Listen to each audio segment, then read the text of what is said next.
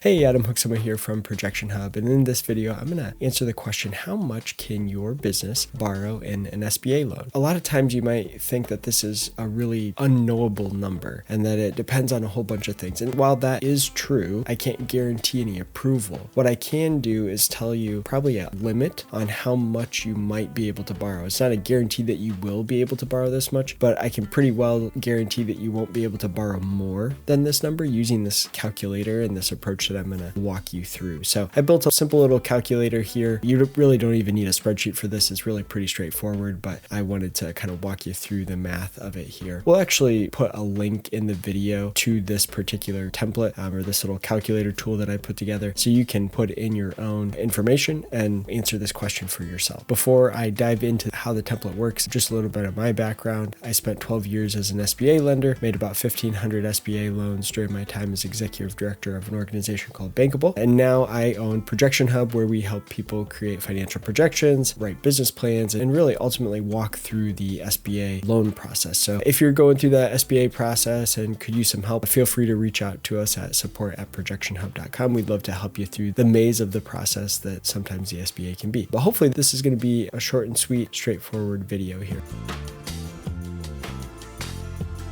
All right, here's the simple calculator. Really what you need to do is you need to know what your monthly cash flow, or really think about it from your annual cash flow or annual profit from the last tax return that was completed. Okay, so that's what the SBA underwriters are likely going to use to determine your cash flow of the business. They're going to be looking at your last completed tax return. Let's say your last year's tax return showed a profit of $240,000, so $20,000 a month. The lenders they'll add back certain things, so they could add back depreciation. There could be some other expenses like owners, officers compensation that could potentially be added back. And so there's some more nuances here potentially, but the straightforward approach to think about this is just to take that annual profit, divide by 12, come up with your monthly cash flow or monthly profit. And let's just say it was $20,000. And then you need to set what you think the annual interest rate's going to be on the loan. So let's say it's 10%, and then a term on the loan. If you are getting like an equipment loan, 10 years is relatively common. If it is an acquisition loan, 10 years is pretty common. So this 120 months is pretty common for SBA loans. It could certainly be shorter than that for really depending on the use. It could be longer than that if you are using the loan to purchase real estate, for example. You could go up to 25 years on an SBA 7A loan. You'll have your monthly cash flow, your annual interest rate, your loan term in months, and then this number here, this is your target debt service coverage ratio. So what this means is the lender is going to want you to have 1.25 debt service coverage ratios, kind of the typical minimum expectation for SBA lenders. And what that means is that you should have $1.25 of cash flow or profit for every dollar of debt service. In this example, if we have $20,000 of cash flow, but we need to have $1.25 of cash flow for every dollar of debt service, then we can do the simple math here. Is just taking the 20,000 divided by the 1.25, and that will tell us that, okay, we can afford $16,000 monthly debt service payment. And then once we have that, there's a little equation here, but we can do some math to back into, okay, with a 10-year term, at a 10% interest, and a $16,000 monthly payment, how large of a loan could I have? And so that ends up being 1.2 million here in this example. Now you need to keep in mind that this is kind of assuming you have no other debt, right? Because you're looking at your total debt service of 16,000. If you have other debt, then you need to take that into consideration, right? You could kind of almost think about this monthly cash flow. It's like, what's the monthly cash flow available for debt service if you already have other loans that you're paying on? That's where there is some nuance here. It gets a little more complicated, but I wanted to give kind of the simplistic view of how the SBA is going to be looking at this. They're going to be looking at this target debt service coverage ratio. Different banks will have different requirements. 1.25 is kind of a general rule of thumb. Some banks might say, hey, we really want you to be at 1.5. And so just for an example, if you were to say, hey, we want you to have $1.50 for every dollar of debt service, what that does obviously is it lowers the maximum amount allowable debt service payment that you can have and ultimately lowers the loan amount. So I hope that's been helpful. If you have questions about that or your specific situation, if you want to send me your financials, get my take on, hey, how much SBA debt might you be able to get? What do you think you could qualify for? Feel free to do that. You can reach reach out to us at support@projectionhub.com. I'd be happy to take a look at that for you and give you some feedback. We're here to help you through that process with the SBA. So if you have any questions at all, we're here. All right, thanks.